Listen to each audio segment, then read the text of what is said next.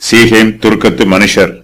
அதை சீகேம் துருக்கத்து மனுஷர் எல்லாரும் கேள்விப்பட்ட போது அவர்கள் பேரித் தேவனுடைய கோவில் அரணுக்குள் பிரவேசித்தார்கள்.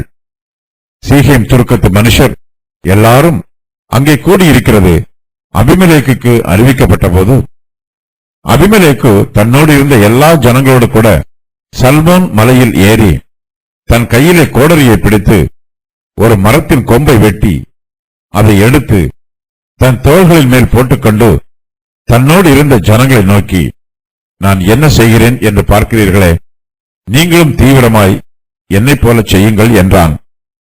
அப்படியே சகல ஜனங்களும் அவரவர் ஒவ்வொரு கொம்பை வெட்டி அபிமெலேக்குக்கு பின் சென்று அவர்களை அந்த அரணுக்கு அருகே போட்டு அக்கினி கொளுத்தி அந்த அரணை சுட்டு போட்டார்கள். அதனால் புருஷரும் ஸ்திரீகளும் ஏறக்குறைய 1000 பேராகிய சீகேம் துருக்கத்து மனுஷர் எல்லாரும் செத்தார்கள். சீகேமிலே பாகால் பேரீத்தின் கோவில் உள்ளது. இந்த கோவில் சீகேம் துருக்கம் என்று அழைக்கப்படுகிறது. இந்த கோவிலுக்கு நடுவே துருக்கம் என்று அழைக்கப்படும் உயர்ந்த கோபுரம் கட்டப்பட்டிருக்கிறது. பாகால் பேரீத்தின் கோவிலுக்கு போகிறவர்கள் சீகேம் துருக்கத்து மனுஷர் என்று அழைக்கப்படுகிறார்கள்.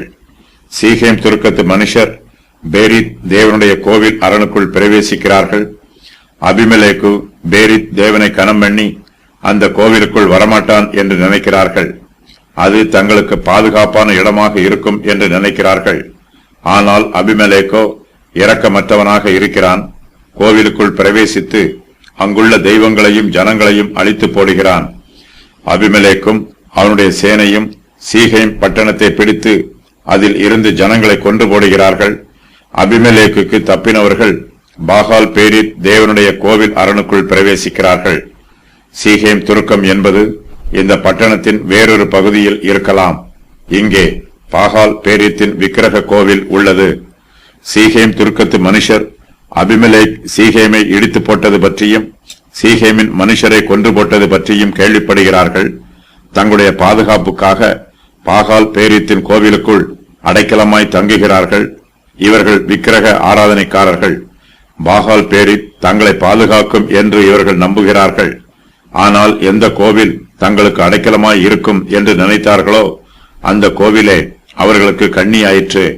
பாகால் பேரித் விக்கிரகம் சீகேம் துருக்கத்து மனுஷரை பாதுகாக்கவில்லை.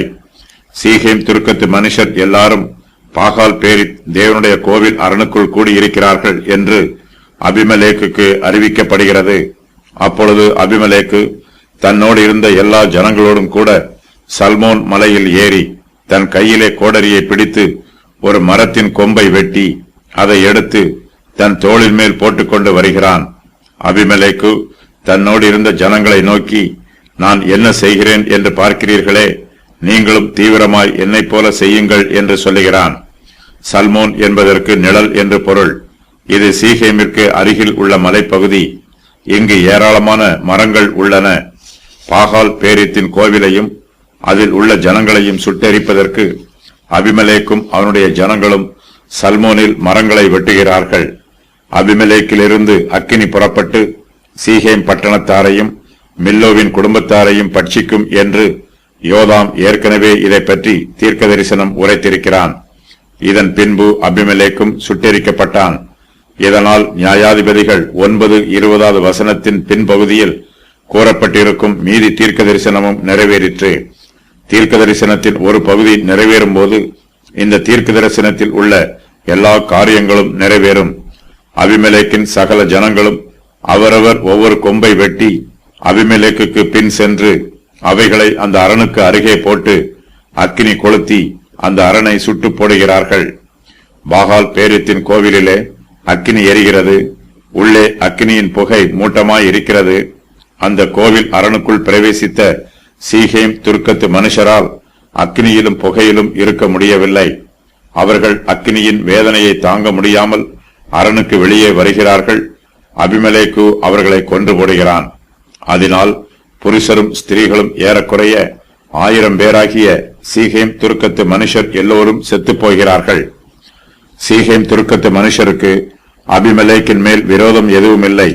யுத்தம் அபிமெலேக்குக்கும் சீகேம் பட்டணத்து மனுஷருக்கும் இடையே நடைபெறுகிறது. இந்த யுத்தத்திலே சம்பந்தமில்லாத சீகேம் துருக்கத்து மனுஷரில் ஏறக்குறைய 1000 பேர் செத்துப் போகிறார்கள். துன்மார்க்கன் தனியாக அழிந்து போக மாட்டான். துன்மார்க்கனோடு சிநேகம் வைத்திருக்கிறவர்களும் அவனுடைய பாவத்திற்கு பங்காளிகளாய் இருக்கிறவர்களும் அவனோடு கூட அழிந்து போவார்கள். அப்படிப்பட்ட அழிவே சீகேம் துருக்கத்து மனுஷருக்கு உண்டாயிற்று.